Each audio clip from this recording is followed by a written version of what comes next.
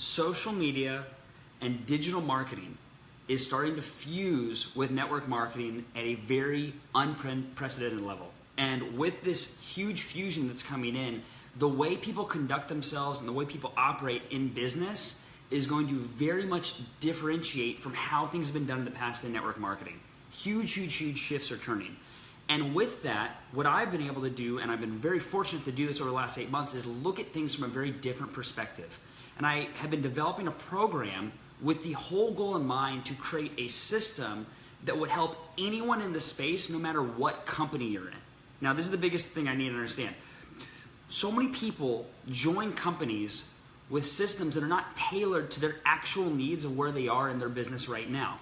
And I wanted to identify something that I felt like could help so many different people all under one massive roof of this industry, no matter where you call home. So once again, if you're hopping on, say hello, maybe tag a friend. I see some people hopping on. Ian, the man with the plan, what is going on?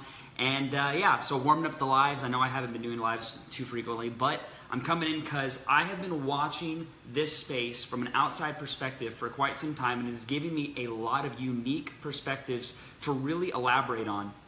And when it comes to seeing how people have operated on social media and seeing how people have conducted themselves, I think in the space of network marketing in particular, people have been doing some amazing things that have been really, really powerful.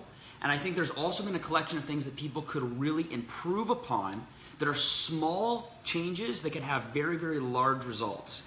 And I want to dive into a little bit of what that is, because as I've been able to step back, and I always call it jellyfish, and look at things from a different perspective and interview some of the top network marketers in the entire industry and see what some of them have done with their strategies, it has given me a very unique set of lenses to look through that I didn't have before. So if you are hopping on, appreciate it. Say hello. What is good, people? Send love to everyone. And the first thing I need to explain is embodying to every single core of your bones the message of the company that you represent.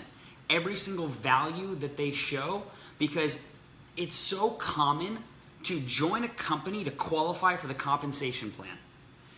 I mean, even myself, when I first got involved in the industry, the compensation plan at 19 is what it got me so enticed into being a part of the industry, because I didn't know that you could make that type of money doing things like this.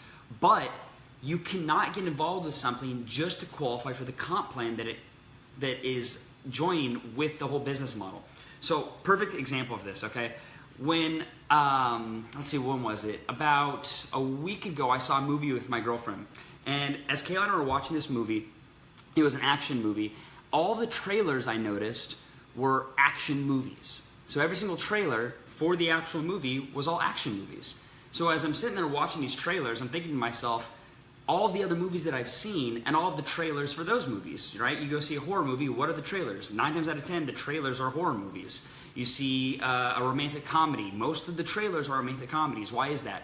Because the people that are advertising these trailers and advertising the movie know the type of market that are going to show up to see these bigger movies. It's just predictable. So when you're building a network marketing company, if your core values on social media that you're promoting don't relate to the marketplace, time after time again, people are going to be able to subconsciously read through that on a compounding effort. If you're building a business for health and wellness, and you're not embodying health and wellness in your life on a daily basis, you're going to start noticing a trend where the people that you're trying to curate into your business are not actually going to be getting involved for the products that are going to last long term. And it's the same thing with anything that you're doing, whether it's a company that does health and wellness, that does skincare, that does lotions, and ones that do travel. It doesn't matter what it is, but take a broader step back and just identify for a second what actually is the real mission of this company and the values, and how can I take that and tie it into my own life. And this is something that I really didn't do when I first got involved. I wanted to just qualify for bonuses, to make money and follow that comp plan and do whatever I could to really just be as lucrative as possible. But when I actually understood long term, by really trying to reap what I sow, if I actually embody the company's values into my life beyond just the actual company itself, but what products and what they represent, it's going to build such a better legacy for my own brand. It's going to build a better legacy for the people that are trying to see what I'm all about and my core values and my core mission. And long term will make a huge impact for the people that I'm trying to associate with as well. So once again, if you're hopping on, I'm identifying 2 things that I see people doing really well on social media, and 2 things that I think that could be small adjustments that could really improve upon the people that you curate in your groups, in your industry. And the other thing that I think people are starting to recognize that is really important is not confusing likes with a tribe. I remember when I first got on Facebook, I literally judged people's success, not just on like social media, but in life by like the amount of likes they got, the amount of comments they got, how many people were engaging with their social media content. But what I didn't realize was that does not convert into money in any way at all. You look at digital marketers that have these email lists, and you look at people that sell lists of 1 million people or 100,000 people that people could try and buy, and it doesn't mean anything if the people don't know you, don't know your soul, don't know what you're about, don't know your core values. It can be way more powerful having a list of 500 people that know who you are, respect you, and want to be a part of what you do and your mission than having a list of hundreds of thousands of people. So people are starting to shift from understanding it's not just about likes, it's not just about having people view your content and get engagement. It's actually a lot more about, instead, how is your tribe? How much does your tribe really believe what you believe and want to be a part of your mission that you're trying to create? So as people start kind of unveiling that vulnerability to not care if their posts get millions of likes, but care more about attracting a group of people, their real goal is how many people can I fill up in my Facebook Messenger inbox? That's the real conversion play. It's not how many people can like my content. It's how quickly can I build out people that are curious about what I'm doing, that are curious about my mission, and fill up that Messenger inbox so people are actually curious about how to get involved in whatever it is that I'm marketing, whatever it is that I'm serving, whatever it is I'm trying to do, and in terms of elevating my own brand and my own place in the market. So people are actually starting to wake up to this and recognize it, and I'm starting to see it through people's social media, through people branding their products, through people branding their services, more so branding themselves. Now, that being said, it's so easy when you get involved in network marketing to want to contact everyone you know, and as soon as you have people that you think are going to join the company that you're offering so quickly feeling that chip on your shoulder and that grudge that really makes you feel a little bitter, a little annoyed, and as much as we want to act like it's not there, that chip on your shoulder can create a huge, huge, huge problem long term. And here's what I mean by that, okay? I remember when I first got involved, there was a list of people that were like my hot list, like my diehard people that I knew were gonna follow me wherever I go and whatever I do. And when some of those people didn't, success for me became, yes, about achieving success, but also was about making sure those people knew that they made a mistake. And it was justifying that those people should have done what I did. Here's the problem with that. One, you're probably going to be successful either way if you're that competitive and you have that much grit in what you're doing. But if you build from a stance of vengeance or proving people wrong or wanting to make other people regret the choices you made, one, they're never going to wrap back around and be a part of what you're doing because they're going to have way too much pride. And two, your content and your posts start coming across as if you're creating a sea of haters. Like there's a group of people that are holding you down, that are trying to be against you, but you're going to break through all their BS. But the truth of the matter is that probably isn't real. Like there's probably not a sea of people that are really trying to hold you back because there's probably not that much people that are really out there caring about the things that you're doing and the moves that you're making. And that was a huge thing that I focused on a long time, was thinking that there's all these people that are so concerned with the content that I'm coming out with, everything that I'm doing and me building my business. And the truth of the matter is people are just focused on themselves, as they should be. People have their own things that they need to do and that they need to focus on and they need to work on. So as you're posting content on your Facebook, on your Instagram, or your social media, and if you're talking about like they, right, what they say or what they do, it's not necessary because there's so many other people that you could focus on serving. Instead of they and what they're doing and talking about like the enemy or the people that are holding you back, think of the market, the people that you're trying to help, the people that you're trying to grow, the people that you're trying to expose to what you're doing because it's making a real difference in people's lives. That shift from instead of focusing on people, the theys that are holding you back, but the people that you're trying to serve, is going to make such a better impact on your brand. Because haters don't exist if you don't let them. Those people aren't even relevant or real unless you give them the power. So it's just not necessary. I think a lot of people see it as a way to motivate people, but you're so much stronger than that, and you don't need that to really motivate someone to get to that next level. It's just not necessary. But the other thing that people aren't recognizing is having a core premise. Now, what is a core premise? A core premise is something that you truly believe in. It's something that you want to step up and say, this is what I'm about, this is what I believe, but in saying it, it actually should rile people's feathers a little bit. Now, you're not making people wrong, you're just saying something that you believe in. A perfect one is Albert Einstein. He says, imagination is better than knowledge. Some people would disagree with that statement, but that's a statement that Albert Einstein believed, right? Another good one is T. Harv Eker, who says your inner world creates your outer world.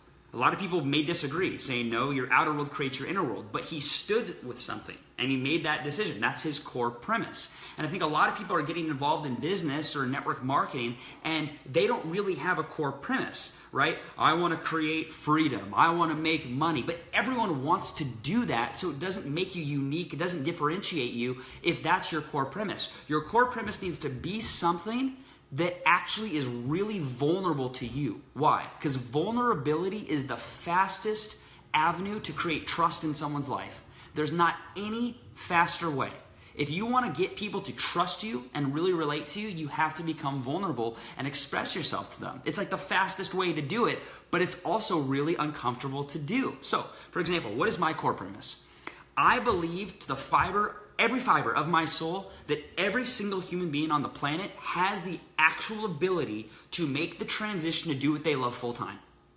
If you are not doing what you love full time, you 100% have the skills and the potential to make the transition to do it.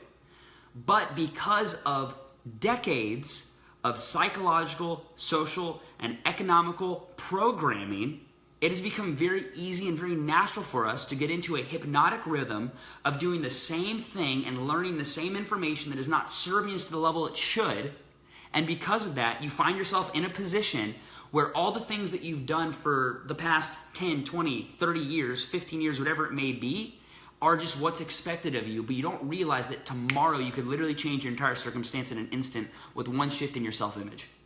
And I believe in this current day and age, network marketing is one of the fastest platforms to allow people to make that shift into doing things that they love full-time and making that transition. I did not really find myself unbelievably talented at any specific thing. There's not one thing that I thought I was the best in the world at or I was going to be the best in the world at. So when I looked at my life and my career and what I was going to do, I had a lot of fear and a lot of kind of anxiety because I didn't know what that path was going to be for me. But when I found network marketing, I realized it wasn't going to judge me, it wasn't going to discriminate, it didn't care about my past, but it was going to allow me to take some skills I had and the work ethic that I knew I had and put it into something that could give me the same rewards as people that were grade A talent in their specific thing as some of the best in the world. And to be able to get that same type of reward, even if you may not have all the same skills as those types of people, is something that is so rare that only 2018 and the new generation of people can really recognize as a massive thing to be grateful for. And that's why you need to take advantage of it. So I want to recap with you. I talked to you about how over the last 8 months, I've been developing a program that from every single fiber of my soul, I believe could make a huge difference in the entire network marketing industry. And I was privileged to interview some of the most skilled, sought out network marketers in the world. And it was an unbelievable experience diving into what worked for them, their struggles, the things that didn't work well, the things that we're trying to do differently, but from those differences actually made them go farther down in their depression and their uncomfortable situations and their vulnerability, but then breaking through it and finding a new version of themselves they didn't recognize they had yet. And it was unbelievable interviewing those people and curating them into a program that systematized everything that works in this industry in today's information age. In the day and age where now times half of your business, if not all, could literally be built on social media. And that is where we're going. And getting companies to recognize that trend, the merge of digital marketing with live network marketing. When I talk about things that I've noticed that have worked really well, the two biggest things is people on social media that are embodying the values of their company. right? So if you are a health and wellness company, you're not just posting your product every day, but you're embodying what it's like to live a life of health and wellness, not just physically, spiritually, emotionally, mentally, in every single facet. If you're embodying a company that involves travel, you're getting your butt out of your apartment and you're moving and you're going and you're seeing the world. And it's not just about doing it to get people involved. It's because you know that that's actually going to create a group of people that want to follow you first and your company second. The other thing is understanding the difference between getting likes and engagement and finding relevance in that, or building a core tribe that may not be as big and may not look as cool on social media, but behind the scenes, it's paying you the big bucks. It's paying you the real money. And then I talked about things to improve upon, which is one, you have to stop thinking in your head that there's this sea of haters that are holding you back and making content that is resentful of all those people that said no to your company. It's not worth it. The time you're spending focusing on those people in your posts, you can talk about the people that you want to serve and you want to grow. They're looking for the actual service you have to offer. And then last, I talked about identifying a core premise. Want to identify a core premise. And that is something that you believe that may be a little controversial, but it's going to tie in that tribe and bring people together.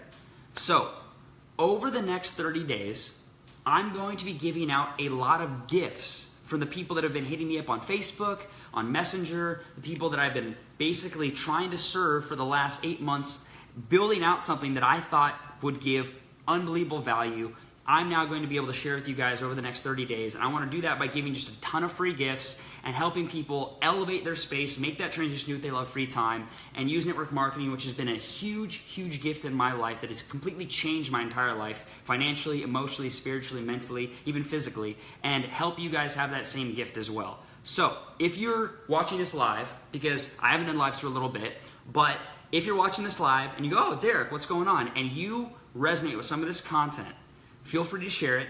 Feel free to message me. And if you want some of the free content that I'm going to be giving out throughout the month, let me know. And my mission is to help you make that transition into what you want to do, because in today's day and age, where we're at in life right now, it's never been easier to make that transition to do what you love full time. At no other point in the world has it been this easy, because you just got to get up, be vulnerable, and share with the world what you're all about. So if you got value out of this, tomorrow around the same time, I will be giving a gift that I think has done, I know it's done amazing wonders for some of the top leaders in network marketing, because it's the same tools that they've used. So I'll catch you tomorrow. I appreciate you guys watching this. For those that did, thanks for giving me a like. Thanks for commenting. Thanks for engaging. I'll see you around. Peace out. And let's help you make the transition to what you love full time. Derek Alexander signing off.